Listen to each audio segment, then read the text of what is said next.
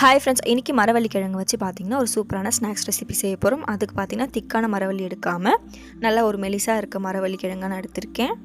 இந்த கிழங்கை பார்த்திங்கன்னா நல்லா வந்து சிலிண்டர் சைஸில் வந்து நான் அழகாக கட் பண்ணி எடுத்து வச்சுருக்கேன். நல்லா வாஷ் பண்ணிவிடுங்க, மண் எல்லாம் போகிற அளவுக்கு. இப்போ இதை நம்ம வேக வைக்கலாம். இந்த மரவள்ளி பார்த்திங்கன்னா 3/4 பதம் வெந்தால் போதும். 3/4 கூட தேவையில்லை, ஒரு 1/2 பதம் வெந்தால் போதும். அதிகமாக வெந்துட்டால் உங்களால் இந்த ஸ்நாக்ஸ் ரெசிபி செய்ய முடியாது.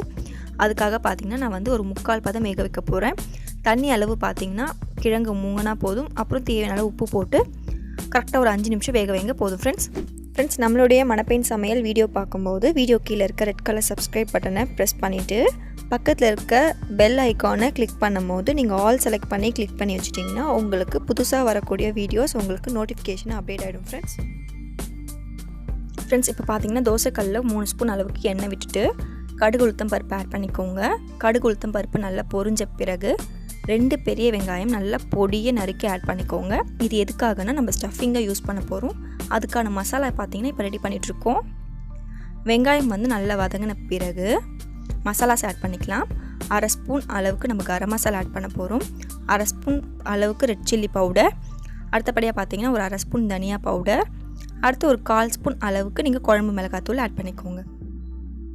ஆட் பண்ணிவிட்டு நல்லா மிக்ஸ் பண்ணிவிடுங்க. எண்ணெயில் மிக்ஸ் பண்ணிவிட்டு அதுக்கப்புறமேட்டு தேவையான அளவு உப்பு.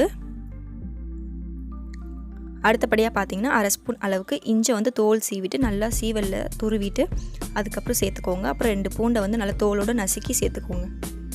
இதோட பச்சை வாசனை போன பிறகு 4 முட்டையை வந்து நீங்கள் நல்லா உடச்சி ஊற்றிக்கோங்க.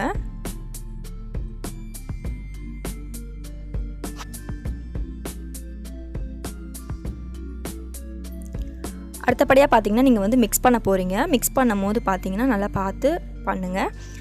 அதே மாதிரி ரொம்ப பொடி மாஸ் மாதிரி நீங்கள் வந்து வேக வச்சிடக்கூடாது. கொஞ்சம் வந்து முட்டையோட தளப்பு இருக்கணும். அப்போ தான் உங்களுக்கு ஸ்டஃப் பண்ண ஈஸியாக இருக்கும். கொஞ்சம் கொத்தமல்லி கடைசியாக சேர்த்துக்கிட்டு ஒரு பவுலுக்கு மாற்றிடுங்க. இப்போ பார்த்திங்கன்னா நம்ம கிழங்கு வந்து நமக்கு எந்த அளவுக்கு தேவையோ அந்த அளவுக்கு வெந்துருச்சு. இதை நல்லா ஆற வச்சுட்டு அதுக்கப்புறமேட்டு ஒரு தோல் சீவும் இல்லையா, அந்த கிரைண்டர் எடுத்துக்கோங்க. அப்படி இல்லைனா நீங்கள் ஸ்பூன் கூட பேக் சைடு யூஸ் பண்ணிக்கலாம். நல்லா உள்ளே விட்டு நீங்கள் ரொட்டேட் பண்ணிங்கன்னா உங்களுக்கு அதில் இருக்கக்கூடிய வேறு பார்த்திங்கன்னா தனியாக உங்களுக்கு செப்பரேட் ஆகி கிடச்சிரும். இப்போ பார்த்திங்கன்னா நான் நல்லா வந்து உள்ளே விட்டு நல்லா சுற்றுறதுனால எனக்கு வேர் தனியாக வந்துடுச்சு. இதே மாதிரி நம்ம எல்லாத்தையும் கிளியர் பண்ணி வச்சுக்கலாம். தோலோடு நீங்கள் செஞ்சிங்கன்னா உங்களுக்கு கை வழுக்காமல் இருக்கும். நீங்கள் ஹோல் பண்ணிவிட்டு அதுக்கப்புறமேட்டு நீங்கள் தோல் வந்து ரிமூவ் பண்ணிக்கலாம். நான் ஹோல் பண்ணிவிட்டேன். இப்போ வந்து நான் தோல் உரிக்கிறேன்.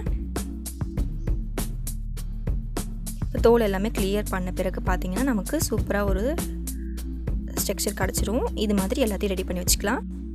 இப்போ எல்லாமே பார்த்திங்கன்னா ரெடி ஆகிடுச்சு. அதிகமாக வேக வச்சிட்டிங்கன்னா உங்களுக்கு இந்த மாதிரி உடஞ்சி கிடைக்கும். ஸோ அதிகமாக வேக வைக்காதீங்க. இப்போ மேரினேட் பவுடர் ரெடி பண்ணலாம். அதுக்கு 3/4 கப் அளவுக்கு கார்ன்ஃப்ளவர், 3/4 கப் அளவுக்கு மைதா, 3/4 கப் அளவுக்கு அரிசி மாவு எல்லாமே ஈக்குவலாக எடுத்துகிட்டு அதில் லைட்டாக வந்து உப்பு சேர்த்துட்டு 1/2 ஸ்பூன் அளவுக்கு சில்லி பவுடரும் சேர்த்துட்டு நல்லா மிக்ஸ் பண்ணிக்கோங்க. அடுத்தபடியாக பார்த்திங்கன்னா 2 முட்டையை நல்லா பீட் பண்ணி தனியாக எடுத்து வச்சுக்கோங்க ஒரு பவுலில். இப்போ பார்த்திங்கன்னா நம்ம கிழங்குக்குள்ளே வந்து நம்ம ரெடி பண்ணி வச்சுருக்கோம் இல்லையா முட்டை மசாலா, அதை நல்லா வந்து அழுத்தி ஸ்டஃப் பண்ணிக்கோங்க. நல்லா டைட்டாக நீங்கள் ஸ்டஃப் பண்ணிவிட்டு எல்லாத்தையுமே இதே மாதிரி ரெடி பண்ணி வச்சுக்கோங்க. அப்போ தான் அடுத்து வந்து நம்ம அடுத்த ப்ராசஸ் செய்ய முடியும். முதல்ல வந்து நம்ம முட்டை மசாலாவில் போட்டு நல்லா பிரட்டிக்கோங்க. அடுத்து அப்படியே எடுத்து நீங்கள் வந்து நம்ம முட்டை அடித்து வச்சுருக்கோம் இல்லையா அதில் பிரட்டிக்கோங்க. அடுத்து பார்த்திங்கன்னா நம்ம ரெடி பண்ணி வச்சுருக்க பவுடர்லேயும் போட்டு நல்லா பிரட்டிக்கோங்க. கட்லெட்டில் எப்படி செய்வோம் அதே ப்ராசஸ் தான் இருக்கும். நல்லா நீங்கள் வந்து மேரினேட் பண்ணி எடுத்து வச்சுக்கோங்க. அப்படியே ஃபுல்லாக கவர் ஆகிருக்கணும் நம்ம மரவள்ளி கிழங்கு மேலே. இதே மாதிரி எல்லாத்தையுமே ரெடி பண்ணிக்கோங்க.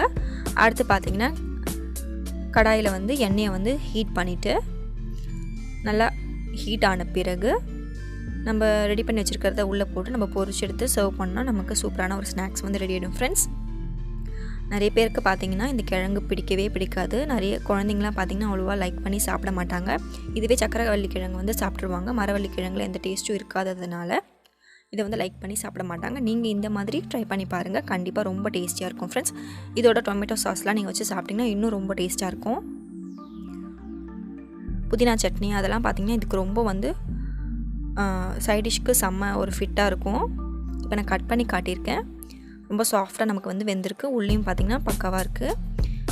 வெளியில் பார்த்தீங்கன்னா கரெக்டாக வந்து ஏதோ வுட்டு மாதிரி இருக்குது. உள்ளே பார்த்தீங்கன்னா நல்லா ஸ்டஃபிங் வந்து நல்லா சாஃப்டாக இருக்குது. கண்டிப்பாக வீட்டில் ட்ரை பண்ணி பார்த்துட்டு கமெண்ட்டில் கொடுங்க ஃப்ரெண்ட்ஸ். Bye friends.